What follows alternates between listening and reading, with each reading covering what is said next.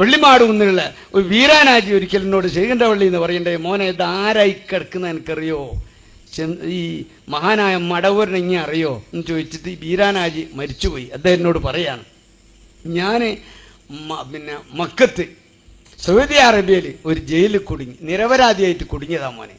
ഒരു തെറ്റും എൻ്റെ ജീവിതത്തിൽ ഞാൻ ചെയ്തിട്ടില്ല, അങ്ങനെ ഉദ്ദേശിച്ചിട്ടുമില്ല.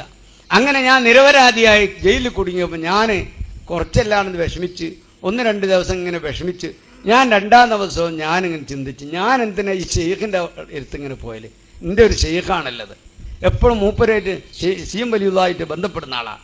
അയാൾ ചിന്തിച്ചോലെ എനിക്ക് ഈ മൂപ്പരൊന്ന് വിളിച്ച് പറയാലോ, എന്തെങ്കിലും ഒരു തുറപടി, ഇതൊക്കെ കാണില്ല മൂപ്പര്. അങ്ങനെ ഒരൊറ്റ വിളി ഷെയ്ഖൻ. അയാൾ ഷെയ്ഖിൻ്റെ വള്ളിൻ്റെ പടിഞ്ഞാറ് തെരുവ് നിന്നോട് പറയരാ, മോനെ ഞാൻ ഈ വിളിയായിട്ട് വിളിച്ചതിൻ്റെ ശേഷം നേരെ ജയിലിലേക്ക് കയറി ഇങ്ങോട്ട് വന്ന്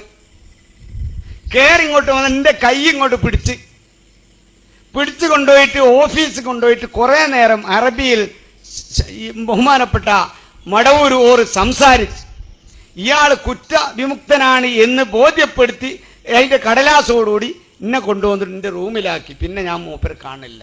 പിന്നെ